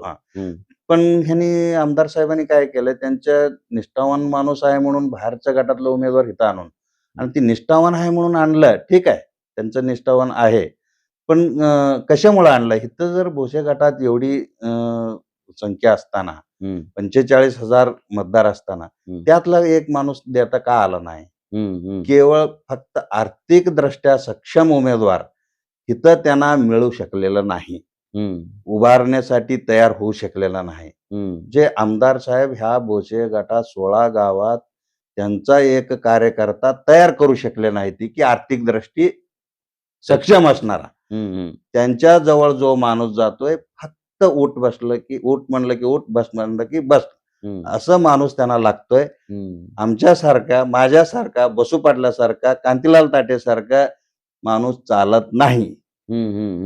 त्यांना म्हणजे त्यांच्या ऐकण्यातलाच माणूस लागतंय. प्रश्न विचारणारा चालत नाही. प्रश्न विचारणारा चालत नाही, ही चुकीचं आहे म्हणणारा चालत नाही.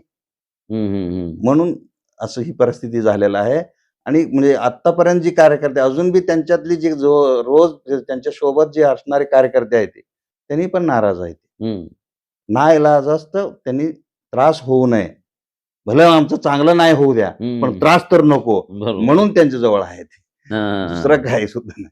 आता हे उद्या कसं नाही जुळवत पुढं? आता कसं इथं बसवराज पाटील तशा अर्थानं आता इथं बरंच आता करत ती चक्रव्यूह रचले की त्यांच्या विरोधामध्ये जर बघितलं तर सगळी ताकद पणाला लावली जाते. इथला सामान्य मतदार ह्या वेळेला काय करेल?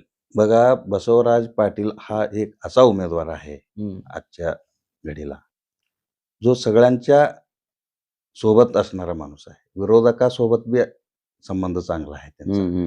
आजपर्यंत त्यांचं ग्रामपंचायतमध्ये त्यांनी 15 वर्ष, आता सलग 15 वर्ष त्यांच्या घरात सरपंच आहे आणि 10 वर्ष कारखानाचे संचालक म्हणून काम केले. ह्या संपूर्ण मतदारसंघात प्रत्येकाशी त्यांचा जवळीक संबंध आहे.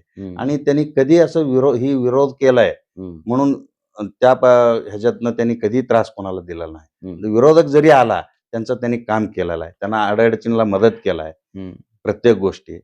आणि इथली भोसे गटातली म्हणा किंवा मंगळवेढ्यातली स्वाभिमानी जनता आहे, त्यातल्या त्यात भोसे गटातली एवढा स्वाभिमानी आहे ती की ह्यांनी कितीही काही केलं तरी सुद्धा काही फरक पडत नाही. बसवराज पाटलाशिवाय इथं उमेदवार दुसरा निवडून येऊ एवढं शकत नाही. आमदारांचं काय असं वैर आहे बसवराज पाटलांसोबत? काय तुमच्या पक्षी लोक विचारत नाही? बघ कसं आहे, त्यांना तुम्हाला मगाशी बोलल्यासारखं आहे की त्यांचा ऐकण्यातला माणूसच लागतंय. त्यांनी चुकीचं जरी सांगितलं ती कर म्हणलं की करायला पाहिजे, ही चुकीचं आहे म्हणलं की नको म्हणते त्यांनी. म्हणजे बसवराज पाटील आम्ही कसं एक निष्ठेचा माणूस आहे, एका शब्दाशी चुकीचं आम्ही करणार नाही. चुकीचं कर म्हणलं तर बी करणार नाही, आम्ही स्वतः बी करणार नाही. त्यामुळे ते आम्ही चालत नाही म्हणताना तसं त्यांच्या विरोधात काही कपन करून त्यांना पराभव करायचा एक चंग बांधलेला आहे. आणि इथली जनता स्वाभिमान आहे, किती बी आर्थिक दृष्टी मोठं उमेदवार समोर आणून उभा केला तर लोक स्वीकारणार नाही. आणि कसं आहे, बसवराज पाटीलांचा पहिल्यापासूनच स्वभाव तसा आहे आणि त्यांच्या गावात 1 रुपया खर्च न करता 15 वर्ष सलग सरपंच त्यांच्या घरात आहे. आणि फक्त सरपंचकीलाच तेवढंच नाही, आमदारकीला सुद्धा त्यांच्या गावात खर्च 1 रुपया होत नाही कुठल्याही. आता बाकीकडे तुम्ही ऐकताय प्रत्यक्षात कशी खरी आहे, म्हणजे मतदानाला पैसे वाटतात हे करतात, त्यांच्या गावात अजिबात पैशाचा वाटपाचा विषय नाही. तरी लोक पाठिंबा. आणि ह्यांनी किती बी केलं तरी सुद्धा पैशाचा काय फरक पडतो. खरं तर प्रशांतजी, पुन्हा एक प्रश्न आहे की तुम्ही जर एकूण या जिल्हा परिषदेच्या निवडणुकांमधला जर प्रचार बघितला तर समोरच्या बाजूनं, आता मी खरं तर काल या संपूर्ण लक्ष्मी देवडी गटामध्ये देखील होतो, तिथं त्या करुणा शिवशरण उमेदवारच लोकांना माहीत नाही, अशा पद्धतीची परिस्थिती आहे. आणि मग जिथं ही परिस्थिती आहे किंवा इतर ठिकाणी देखील उमेदवार कोण आहे बघू नका, मी उमेदवार आहे म्हणून मला मतदान करा. काय उद्या मी तुमचे सगळे प्रश्न मार्गी लावतो, या पद्धतीच्या भूमिका करतोय या संपूर्ण निवडणुकांमध्ये लोकप्रतिनिधी करून घेतले जातात, किती योग्य वाटते हेच? मुळात बीजेपीला खरं तर निवडणुका सुरुवातीला घ्यायच्या नाही. निवडणुका लागताना 7 वर्षातून आता लागलेल्या आहेत. सत्तेचं जे विकेंद्रीकरण आपण म्हणतो, पंतप्रधान, खाली परत मुख्यमंत्री असतील, परत जिल्हा परिषद सदस्य, पंचायत समिती, ग्रामपंचायतचे असतात. हे जो क्रायटेरिया आहे तो काँग्रेसनं जो आतापर्यंत घालून दिलेला पायंडा आहे, तो गेल्या ह्या 7-10 वर्षाच्या कालावधीमध्ये बीजेपीने पूर्ण मोडलेला आपल्याला दिसतोय. त्यांना मुळात स्थानिक लेवलचं नेतृत्व तयार झालं नाही पाहिजे, असं त्यांचं माइंडसेट आहे. एक डायरेक्ट आमदार, खासदार त्यांनीच कामं बघायची. आणि म्हणून त्यांचं एक तर त्यांनी कुठला कार्यकर्ता आजपर्यंत तयार केलेला नाही. त्यांच्याकडे कुठले कार्यकर्ते नाहीत. जे काँग्रेसचे आहेत तेच आता घेत आहेत. म्हणून फक्त मी करतोय आणि माझ्यामुळेच ह्या लोकांना तुम्ही मतं द्या किंवा मी आहे म्हणूनच हे करा. मी समोरच्या व्यक्तीचं कुठले व्हॅल्यू त्यांच्यामध्ये नाहीये. म्हणून बीजेपीचे माइंडसेटच ह्या प्रकारचं आहे. मुळात मग आता जर बघतोय आपण प्रचारामध्ये हाच मुद्दा प्रामुख्याने येतो. एकतर त्यांच्याकडे कुठला मुद्दा नाही. एकतर उमेदवार टाकताना त्याने बाहेरचे उमेदवार टाकले आहेत आणि आता मतं मागताना म्हणतात की मी उमेदवार आहे असं समजून तुम्ही मतं मागा. तुम्ही उमेदवार होता ना विधानसभेला, तुम्हाला मतं आम्ही दिलेत, लोकांनी तुम्हाला मतं दिलेत, तुम्ही निवडून आलात. आता जी आहे निवडणूक ही कार्यकर्त्यांची आहे. त्यांच्या निवडणुकीला तुम्ही पाठीशी त्यांच्या राहिलं पाहिजे. न राहता तुम्ही स्वतःच्या ह्याच्यावर तुम्ही मतं मागता. मग लोकांनी तुम्हालाच मतं द्यायची तर मग उभाच कशाला करता ना तुम्ही लोकांना इथं. मग निवडणुकाच घेऊ नका. मग तुम्हाला मान्यच नाही निवडणुकाच घेऊ नका ना. ठीक आहे. कोळेकर साहेबांना पुन्हा प्रश्न आहे. खरं तर कोळेकर साहेब, तुम्ही देखील सोबत आहात, उच्च शिक्षित आहात स्वतः. खरं तर धनगर समाजाचं तुम्ही नेतृत्व किंवा इथं तुम्ही त्या समाजातून येता. खऱ्या अर्थानं खरं तर हे तुम्हा लोकांना हे मान्य नाही, मला माहित आहे हा शब्द, की कुणी एक माणूस कुठल्या एका जातीचं नेतृत्व असायला पाहिजे. परंतु ज्या पद्धतीने इथलं तालुक्यामधलं जातीय राजकारण उभा करायचा प्रयत्न काही लोक करतायत, त्यामुळे मला ते नाईलाजाने ती नावं घ्यावं लागतात. खरं तर मुलाखतीचं देखील मी एक सोशल इंजिनिअरिंग कंप्लीट केलं. तुम्ही पलीकडे ॲडव्होकेट कोळेकरजींना बघितलं तर ते धनगर समाजातून येत आहेत. प्रशांतजी मागासवर्गीय समाजातून आहेत. माझ्या शेजारी आमचे ताटे साहेब आहेत, ते मराठा समाजातून येतात. पलीकडे पाटील साहेब लिंगायत समाज आहेत. म्हणजे एक लिंगायत समाजाचा माणूस, एक मराठा समाजाचा माणूस, मी मुलाखत घेणारा मराठा समाजाचा माणूस, एक मागासवर्गीय समाजाचे आणि इकडं धनगर समाजाचे. आणि ही सगळी माणसं किंवा ही 4 माणसं इथं बसवराज पाटलांच्या संदर्भानं प्रचंड सकारात्मक बोलतात. जर एका मुलाखतीमध्ये ही 4 माणसं त्यांच्या गावामध्ये काही प्रमुख आहेत, कुणी तालुक्याचं प्रमुख आहे, कुणी एका गटाचा नेता आहे, इथं काही सरपंच राहिलेत, हा माणूस कारखान्याचा संचालक राहिलाय. म्हणजे असं बी नाही की ही वेगवेगळ्या जातीची माणसं आहेत, ही कोणतं गावगाड्यातली छपरी माणसं आहेत. ती प्रचंड प्रभावशाली असणारी, प्रचंड शहाणपणानं जगणारी, राजकारणामध्ये आपलं वर्चस्व वेगळ्या अर्थानं निर्माण केलेली ही माणसं आहेत ती. आणि ही सगळ्या जातीतली असून ह्या सगळ्या आणि राजकारणामध्ये असून आणि विशेषतः कोळीकरजीचं इथं उमेदवार म्हणून खऱ्या अर्थाने इथं त्यांचं काम सुरू झालं होतं. ही सगळी माणसं जर बसवराज पाटील हा या भागामधला प्रभावी चेहरा आहे असं म्हणत असतील, तर मला माहित नाही की कुठल्या पद्धतीचं जातीय समीकरण बांधून इथं बसवराज पाटील हा माणूस जातीवाद करतो, त्या पद्धतीच्या भूमिका त्यांच्यावर कुठल्या पद्धतीने आरोप केले जात असतील, हा खरं तर शोध निवडणुकीच्या निकालामधनं मला वाटतं लागेल. प्रश्न तुम्हाला हाच आहे की का हो तुम्ही धनगर समाजामधून येता म्हणून प्रश्न विचारतो, ती माफी मागून पण विचारतोय. कारण मला ती मान्यच नाही. मला मान्य नाही स्वतःला ती लोकशाही आणि ही सगळी संवैधानिक व्यवस्था म्हणून. तरी सुद्धा तुमच्याकडचा जो काही 14-15 हजार धनगर समाज डोळ्यासमोर ठेवून खरं तर इथली मांडणी केली गेली होती की इथं धनगर समाजाचा उमेदवार दिला गेला पाहिजे. आणि थेट इथं कॅल्क्युलेशन घालताना सुद्धा इतर समाज इतका, आमका समाज इतका म्हणता म्हणता धनगर समाज इतका पोलिंग झालता एवढा आणि तो पूर्ण पलीकडच्या बाजूला. म्हणजे एक गट्टा धनगर समाजाचं मतदान हे पलीकड खांडेकर साहेबांना पडेल, हे जे एक असं इतकं ठामपणानं जे वक्तव्य इथं केलं जातंय, त्याच्याबद्दल धनगर समाजामधला एक प्रचंड शिक्षित आणि मोठा नेता म्हणून किंवा चेहरा म्हणून काय उत्तर आहे तुमच्या? खरं तर तुम्ही जे आता जातीचं नाव घ्यावं लागलं, ही परिस्थिती जी आली, ही परिस्थिती देशातनं व राज्यात जी आणलेली आहे, ही भाजपानं आणलेली आहे. मराठा, ओबीसी सगळीकडे हेच चालू आहे. बरोबर. तेच लोन आज आपल्या जिल्हा परिषदच्या इलेक्शनमध्ये पण आलेलं आहे. आणि खरं सांगायचं म्हटलं तर काँग्रेसला विचाराला मानणारा हा भाग आहे. आम्ही ती विचारधारा जपणारा, आम्ही काँग्रेसची विचारधारा जपत आलेलो आहे. त्यामुळे जातीची विचारधारा आम्हाला मान्य नाही. त्यामुळे इथला भाग नेहमी स्वाभिमानी राहिलेला भाग आहे. इथं जातीचं राजकारण झालेलं नाही. काँग्रेसची विचारधारा मानणारा हा भाग आहे. आतापर्यंत भाजपाला हा कधीच भाग फेवर झालेला नाही. आमदारची ही तीच भूमिका आहे की हा भाग का आमच्या भाजपा फेवरमध्ये येत नाही. त्यांना काही करून हा भाग कसा फेवरमध्ये आणता येईल, हा त्यांचा विधानसभेपासून प्रयत्न चालू आहे. अनेक जण जे इथल्या भागातले सरपंच असतील, हे असतील, दमदाटी करून कामाचं प्रलोभन दाखवून त्यांना प्रवेश करून घेता आला, परंतु यांना इथं उमेदवार देता आला नाही. ते कार्यकर्ता निर्माण करू शकले नाही. कारण त्यांच्याकडे ताकद, कार्यकर्त्याला ताकद द्यायची भूमिका नाही. मगाशी मी सांगितल्याप्रमाणे माणूस घेऊन फक्त वापर करून घेतायत. तो नेते तयार करू शकत नाही. जशी काँग्रेसमध्ये परंपरा आहे की कार्यकर्त्याला बळ द्यायची. मगाशी साडेसरांनी सांगितल्याप्रमाणे की त्यांची एक काँग्रेसची नीती होती की एक सत्तेचं विकेंद्रीकरण झालं पाहिजे. पण भाजपाचं हे आहे की सत्तेचं केंद्रीकरण आणि आमदारचंही तेच धोरण आहे. त्याचाच हा परिणाम आहे की इथं उमेदवार मिळाला. आता तुम्ही म्हणाला हे आता जे परिस्थितीवरती भाष्य केलं तुम्ही की समाजाचं चाललेलं आहे, त्यावरून तुम्ही प्रश्न विचारला की धनगर समाजाचं आहे. इथं धनगर समाज हा पूर्वीपासून आहे. मगाशी सांगितलेल्या उदाहरणाप्रमाणे 2 ओपनचे कॅन्डिडेट असताना सुद्धा या ठिकाणी एक धनगर समाजाचा कॅन्डिडेट असताना इथल्या धनगर समाजाने कधीही जातीवाद केलेला नाही. किंवा आतापर्यंत माझे वडील राजकारणामध्ये आहेत. तिथले माननीय बसवराज पाटील यांच्याबरोबर दामाजी कारखान्याचे संचालक आहेत. त्याच्यापूर्वीही आम्ही एकत्र काम केलेलं आहे. पंचायत समितीला असेल, त्यांनी आम्हाला मदत केलेली आहे.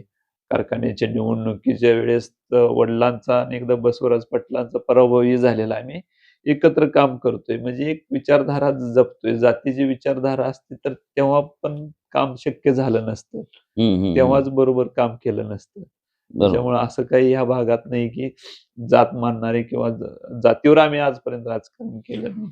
भालकेंचं नाव तुम्ही खरं तर घेतलं. तशा अर्थानं हा भारत नानाला मानणारा वर्ग आहे. काय इथं योगदान आहे नानांच्या संदर्भाने किंवा भालके संपले नावाने जर निवडणुकांमध्ये हे चालवलं जातं आणि पुन्हा प्रत्येक निवडणूक झाल्यावर लक्षात येतं की भालके पूर्वीपेक्षा जास्त सक्षम झालेत. अर्थात पाठीमागच्या विधानसभाच्या निवडणुकांमध्ये जरी पराभव झाला असला किंवा दोन्ही निवडणुकांमध्ये ते पराभव झाले असले तरी त्याचं थेट समीकरण असं आहे की म्हणून भालकेंची मतं कमी झालीत आणि बाकींची मतं वाढलीत अशी परिस्थिती नाही.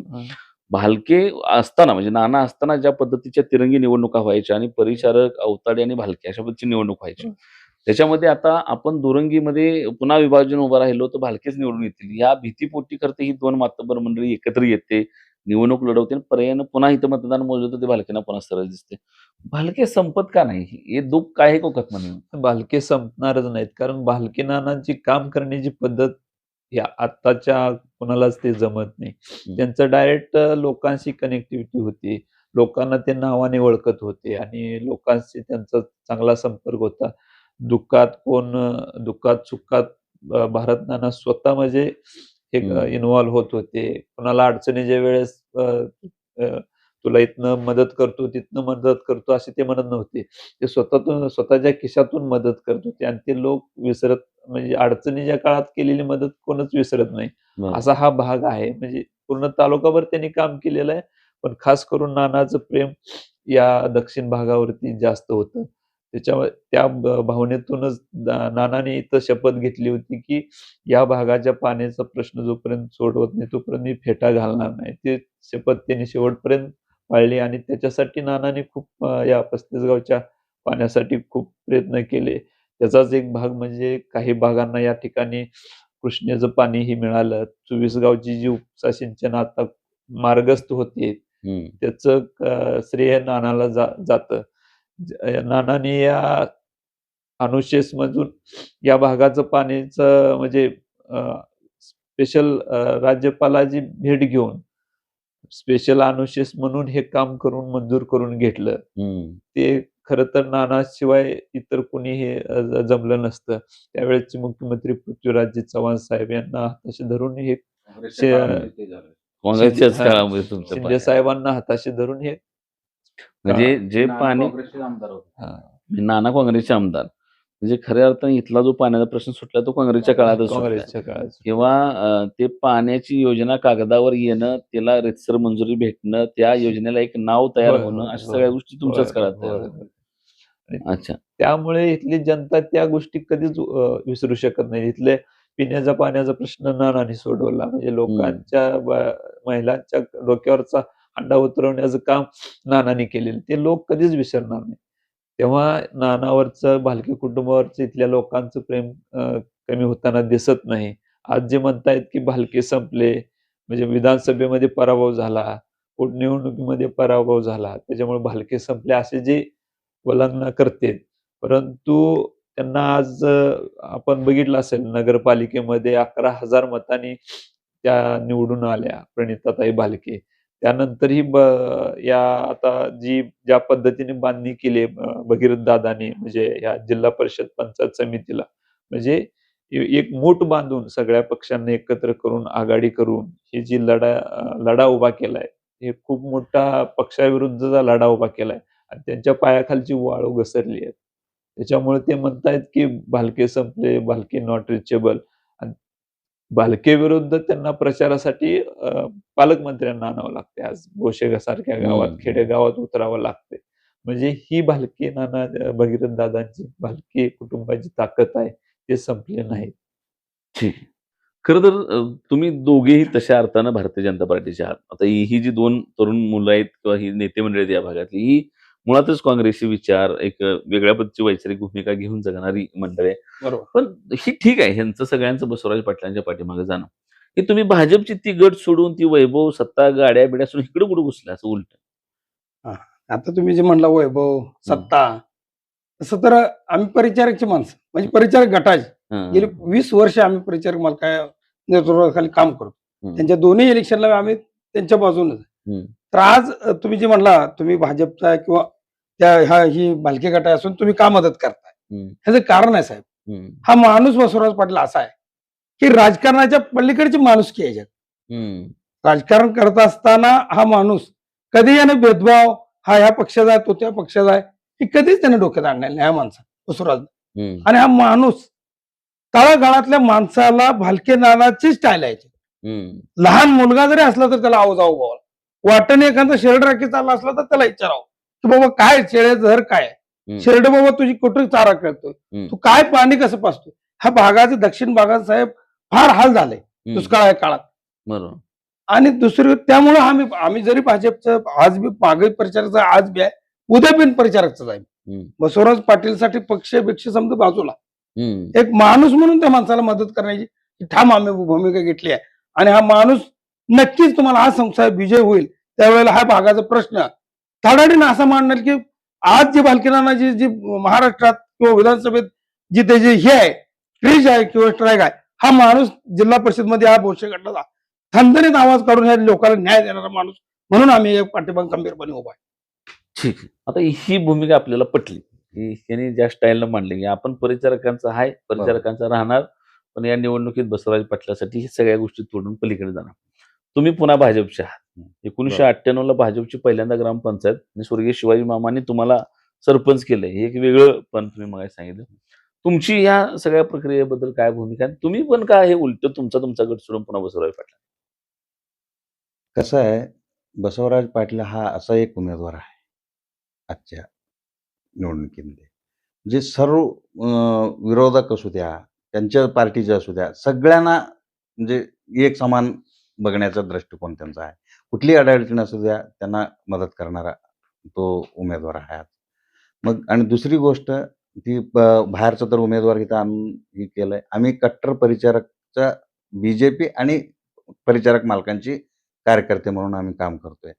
दोन्ही पोटनिवडणूक आणि विधानसभा या दोन्ही निवडणुकीला परिचारक मालकांनी आमदार समाधान आवताड्यांना मदत करा म्हणून सांगितले. त्यावेळी आम्ही करायला तयार नव्हतो, तरी पण जबरदस्ती आम्हाला करायला सांगितले आणि त्याचा आम्ही पश्चाताप आज करतोय. आणि आता सुद्धा आम्ही परिचारक मालकाचाच माणूस आहे, फक्त केवळ बसवराज पाटलांमुळं आम्ही इकडे बसवराज पाटलासाठी करायला लागलो. त्यांच्या वैयक्तिक विचारसरणी, त्यांची वागणूक, त्यांची कार्यपद्धती ही बघून आणि त्यांच्या ह्याच्यावर म्हणजे राजकीय ह्याच्यावर भारत नानांची जी छाप आहे, तो ह्या भागावर भारत नानांचा छाप आहे, तोच छाप बसवराज पाटलावर आहे. त्यामुळं आम्ही एक वैयक्तिक त्यांचा संबंध चांगला असल्यामुळं त्यांना आम्ही ह्या निवडणुकीमध्ये बसवराज पाटलासाठीच करणार आणि भविष्यात आम्ही परिचारक मालकांचंच काम करणार. त्यांनी कुठल्याही पक्षाचा असू दे त्याचा काही विषय नाही. आणि दुसरी गोष्ट, माझ्या गावात जी आज उद्याच्या 7 तारखेला जी मतदान होणार आहे, 9 तारखेला निकाल कळणार आहे, त्या लीड जी मिळणार आहे तो माझ्या गाव कट्टर 2 पार्टी आहेत म्हणजे 50-50% काटावर आहे. आणि जो ज्यादा लीड जी मिळणार आहे तो माझ्यामुळे मिळणार नाही, तो वैयक्तिक बसवराज पाटलांच्या संपर्कामुळे, त्यांच्या वैयक्तिक त्या लोकांची अडचणी जी त्यांनी सॉल्व्ह केलेला आहे, संबंध चांगला ठेवलेला आहे, त्यामुळे त्यांना लीड मिळणार आहे. जंगली गावातील जी लीड मिळणार आहे तो त्यांच्या वैयक्तिक कार्यामुळे मिळणार आहे. हा, नक्की मिळणार, लीड मिळणार. तो जो लीड आहे, ज्यादाची जी लीड आहे तो त्यांच्या वैयक्तिक कामामुळे मिळणार. ठीक. जे समाजाचा तुम्ही मगा विषय मांडला, तो समाजाचा विषय आम्ही समतोल साधलाय. समाजाचा वर ओपन जागा आहे, बसवराज पाटील आहेत, खाली पण पंचायतला ओपन आहे, तरी पण आम्ही धनगर समाजाला न्याय दिलाय की आज ज्ञानू मेटकरीचा मुलगा प्रवीण मेटकरी हा धनगर समाजाचा आहे. त्याची आई जिल्हा परिषदला या गटातून निवडून गेली, जिल्हा परिषद सभापती होती. त्यामुळे तुम्ही जे म्हणताय की बाबा धनगर समाजाचं एवढं मतदान आहे, आम्हालाच लीड मिळलं पाहिजे, आम्ही पण धनगर समाजावर दिलाय ना तुम्हाला खाली. त्यामुळे तुम्ही म्हणाल काय करणार, धनगर समाजाचा आमच्याकडे आमचा उमेदवार आहे, धनगरांनी म्हणून त्याला मत आम्ही पण दिलाय ना, न्याय दिलाय. आम्ही उलट तुमच्याकडे ज्यादा न्याय दिलाय धनगर समाजात. खाली सुद्धा उमेदवार आम्ही धनगर समाज दिले, वर बसवराज पाटील लिंगायत समाजाला दिला आणि खाली तर मागासवर्गीय आहेच. त्यामुळे आम्ही पण, त्यांनी म्हणायचीच कारण नाही, आम्ही उलटा न्याय दिलाय. आम्ही पण पंचायत समितीला धनगर समाज उमेदवार दिलाय आणि तो नंदीशरचा दिलाय. मग असं म्हणायचं काही कारण नाही ना, कोणी धनगर समाज आम्हालाच मतदान करणार किंवा आम्ही पण उमेदवार दिलाय.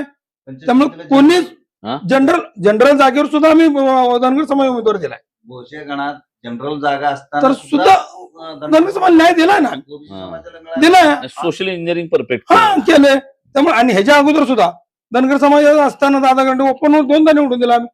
दादा गंडे होता, आम्ही धनगर समाज उमेदवार असून आम्ही मदत केली, त्याला निवडून आणले, उपसभापती केलं, नंदीश्वरचाच होता. त्यामुळे असं काय आम्ही कुठे जातीवाद किंवा कोण म्हणायचं काहीच कारण नाही.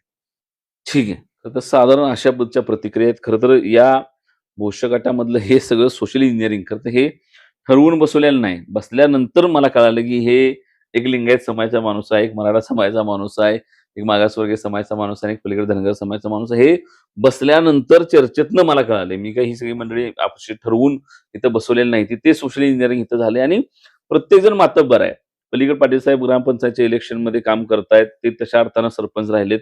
इथं तर 2 वेळा दामाजी कारखाने संचालक पद आणि घरच्या मंडळीच्या माध्यमातून डीसीसी बँकेचं पद. इकडं माझ्या साईडला खऱ्या अर्थानं शिक्षण चळवळीमध्ये काम करणारा माणूस आणि काँग्रेसचा तालुकाध्यक्ष. पलीकडं आमचा अतिशय उमदा तरुण या भागामधला आणि स्वतः उच्च शिक्षित ॲडव्होकेट राहिलेला आणि राज्याच्या ठिकाणी पक्षाचं काम करणारा व्यक्ती आहे. म्हणजे अतिशय व्यवस्थित मतं मांडू शकणारी, या लोकांना समाजामध्ये मान सन्मान असणारी आणि वेगवेगळ्या ठिकाणी लोकांनी निवडून दिलेली ही माणसं घेऊन आपली आजची मुलाखत झाली. त्यामुळे या सगळ्या माणसांच्या म्हणण्याला त्यांच्या मताला एक मोल आहे. त्यांनी ज्या पद्धतीची भूमिका या संपूर्ण बोशा गटामध्ये सांगितली, ज्या पद्धतीचं मत मांडले, त्याला खऱ्या अर्थाने एक अर्थ आहे. ज्या पद्धतीचं इथलं तालुक्याचं राजकारण दबावाचं सुरू आहे, त्याला समांतर विरोध सगळ्याच भागातनं केला जातोय. उलट जितका दबावाचं राजकारण केलं जाईल तितकं विरोधामध्ये मतदान जाणार आहे. या पद्धतीची भूमिका अनेक भागामध्ये अनेक लोक बोलून दाखवतात. त्यामुळं समोरच्या लोक जर कुठल्या पद्धतीने दबाव टाकत असतील तर तो इथली सर्वसाधारण स्वाभिमानी जनता खपवून घेणार नाही. हा क्लिअर मेसेज इथे गेलाय. दुसऱ्या बाजूला मात्र जातीय समीकरणाच्या बांधण्या करत असताना बसवराज पाटील हा असा एक उमेदवार आहे की ज्या माणसाकडे सगळ्या पद्धतीच्या जाती धर्माची लोक आहेत आणि ती केवळ त्यांच्या संपर्काच्या, कामाच्या आणि कर्तृत्वाच्या जोरावर आहे. त्या हाक मारली की थांबणारा आणि लहान मुलापासून ते वयस्कर माणसांपर्यंत प्रत्येकाचा आदर राखणारा माणूस म्हणून 24 तास 365 दिवस इथल्या लोकांच्या सुखदुःखामध्ये सहज उपलब्ध असलेला, आपल्या उशा पायथ्याला वावरणारा हा माणूस म्हणून ज्या पद्धतीची भूमिका भूमिपुत्र म्हणून आणि उपरा माणूस नको म्हणून पलीकडच्या विरोध करत असताना जी बसवराज पाटलांच्या पाठीमागे खंबीरपणाने मिळते, ते देखील या लोकांनी त्या ठिकाणी बोलून दाखवले. मुळात हा संपूर्ण दक्षिण भाग आहे तो स्वर्गीय भारतनानांचा बालेकिल्ला आहे. त्यानंतरच्या निवडणुकांमध्ये जरी 2 मातब्बर नेते मंडळी एका बाजूला झाली असली तरी देखील भगीरथ बालक्यांना या भागामध्ये मोठं मताधिक्य आहे. आणि हा मूळचा भाग हा तशा अर्थानं भारतीय जनता पार्टीला आणि कमळाला नाकारणारा वर्ग आहे. लोकसभा, विधानसभा या दोन्ही वेळी कमळ नको म्हणून लोकांनी मतदान केले. कारण इथला जो मूळ बेस आहे, या भागाचा डीएनए राष्ट्रवादी काँग्रेसचा आहे, काँग्रेसचा पुरोगामी विचाराचा आहे. ते पुन्हा एकदा या चारही मंडळींनी त्या ठिकाणी अधोरेखित केलं. बसवराज पाटील यांची उमेदवारी इथं सगळ्यात तगडी का आहे किंवा महाराष्ट्र माझाच्या विश्लेषणातून मी सतत बसवराज पाटलांचं पारडे इथं जड असल्याचं का बोलतोय, कारण माझ्या बाजूला 2 काँग्रेसची माणसं आहेत, माझ्या बाजूला 2 भाजपची माणसं आहेत, ह्यांनी 4ही माणसं मिळून म्हणतात की बसवराज पाटील निवडून येतात. हा सगळ्यात महत्वाचा इथला अंडर करंट आहे, जो ओपन सिक्रेट आहे इथलं, ते समजून घेतलं पाहिजे. आणि कुठल्याही पद्धतीचं नाराजीचं दबावाचं राजकारण इथं नाही. कारण पलीकडच्या साईडला आमचे ॲडव्होकेट किरण कुळेकर जे आहेत ते स्वतः इथं उमेदवार म्हणून काम करत होते. अशी चर्चा उठवली गेली होती की कुळेकर साहेब नाराज आहेत, ते बसवराज पाटलांना मदत करणार आहेत. परंतु पाठीमागच्या तासाभराच्या या संपूर्ण मुलाखतीमध्ये ते ज्या पद्धतीनं तळमळीची भूमिका मांडतात की ही विचाराची लढाई आहे. आम्ही आणि बसवराज पाटलांच्या कुटुंबाने गेल्या अनेक वर्ष अनेक लढाया त्या ठिकाणी मिळून लढल्या गेल्या. त्यामुळं आमच्यामध्ये कुठल्याही पद्धतीची व्यक्तिगत नाराजी नाही. हा क्लिअर मेसेज या संपूर्ण मुलाखतीच्या माध्यमातून गेलाय. त्यामुळं दबावाच्या राजकारणाचा विरोध असू द्या, जातीय समीकरणाची बांधणी असू द्या, बसवराज पाटलांचा संपर्क असू द्या आणि सगळ्यात महत्वाचं म्हणजे भाजपला नाकारणारा आणि मूळ काँग्रेस राष्ट्रवादीच्या विचाराचा हा संपूर्ण भाग असू द्या, या सगळ्या गोष्टीमुळे आपण पुन्हा पुन्हा सांगतो की या भागामध्ये बसवराज पाटलांचं पारडं अतिशय जड आहे. आणि ते जड काय याचं जातीय विश्लेषण देखील मी 2 मिनिटांमध्ये इथं केलं की पलीकड लिंगायत माणूस, इथं मराठा माणूस, मुलाखत घेणारा मी मराठा माणूस, इथं मागासवर्गीय समाजातला आणि पलीकड धनगर समाजातला, अशा सगळ्या पद्धतीच्या जाती धर्मातली माणसं ही बसवराज पाटलांच्या बाबतीमध्ये जर सकारात्मक बोलत असतील आणि ही माणसं कुठल्या तर कोपऱ्यातनं त्या गावातला एक माणूस उचलून आणला अशी नाहीत, तर ही माणसं तिथल्या सार्वजनिक जीवनामधली मोठं प्रस्थ असलेली माणसं जर असं म्हणत असतील, तर इथं जे एक जाती धर्माचं गणित बांधलं जाते किंवा जातीचे आराखडे बांधून प्रदीप खांडेकरांचं पारडं कसं जड आहे सांगितलं जातंय, त्याला छेद आणि सुरुंग देणारी आजची मुलाखत आहे असं मला निश्चितपणाने वाटतं. धन्यवाद.